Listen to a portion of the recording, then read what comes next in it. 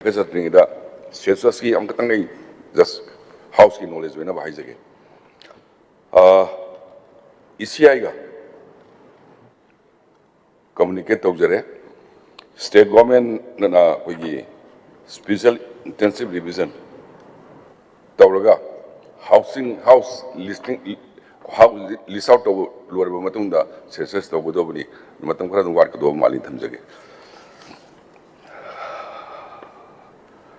Honorable member na koi lambi highway si am concern with si am summe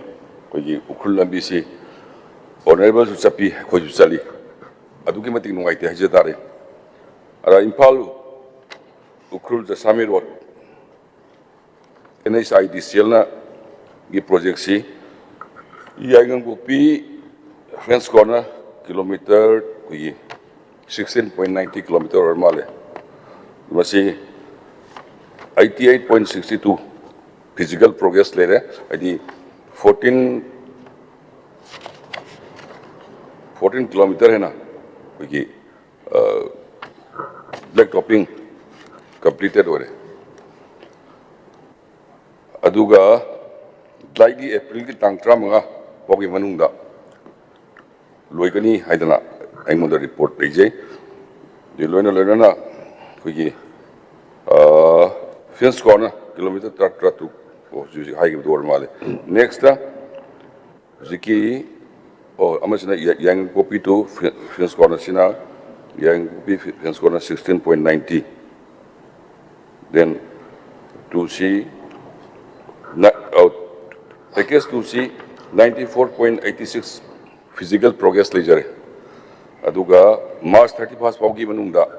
loigani haibagi report engona BB package number 3 see very unfortunate we land gi sukra leibu nakra theng mani ai frequently anira surai meeting to jaba si adum solve tawna bo phone mina si na I thamjage the package number 4 ukrul soithar si kanugi chiga hana lorumba MS vertex si terminate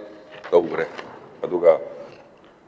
tender flow to Zagre, 31st March 2027 Bogimanunda, new estimate, I'm complete Togzeragani. The package number 5, Soithar Marim Kulen, Haiba Sisu. It is also very unfortunate Sisu Len dispute leave I meeting an active Togzere, solution of Langabona, but the package number 4.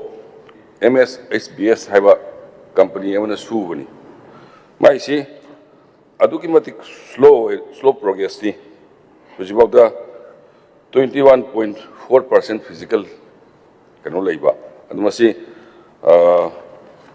koi department na already koi notice issue ta ure the magi kanu jithabuk si sumana sum tap ter leitar gadi as party rules of the works do yang jalani do mai thamjarage ani subada wanda birakosi power department kogi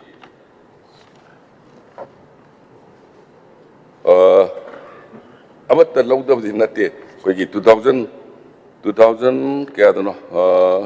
2014 the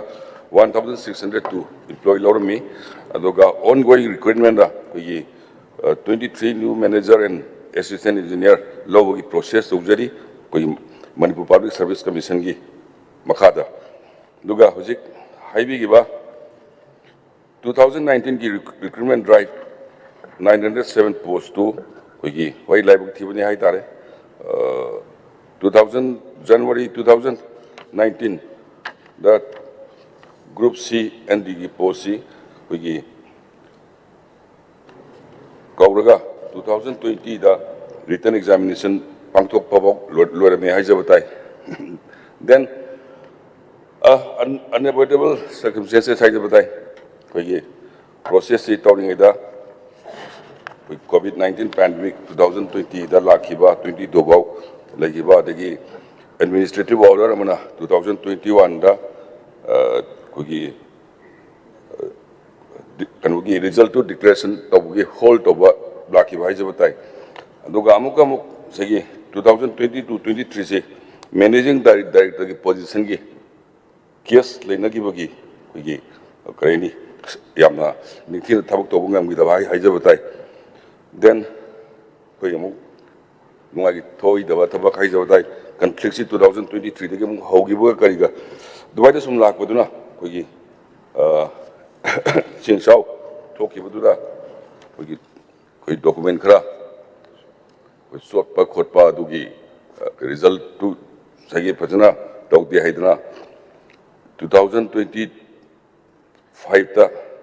we masi review ma tawrakanda kakpani du hujik high court we kanu kharna candidate ogi ba kharna high court challenge tor pudagi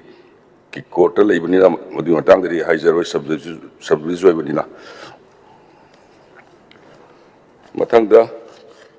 ko honorable member na hangbirak pa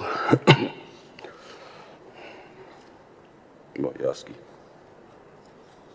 ani si dor malin honorable member gisa ani si dara okay oh wapam khasi thamjaraga honorable member na thamhiri bakat motion si I withdraw to be one request ujare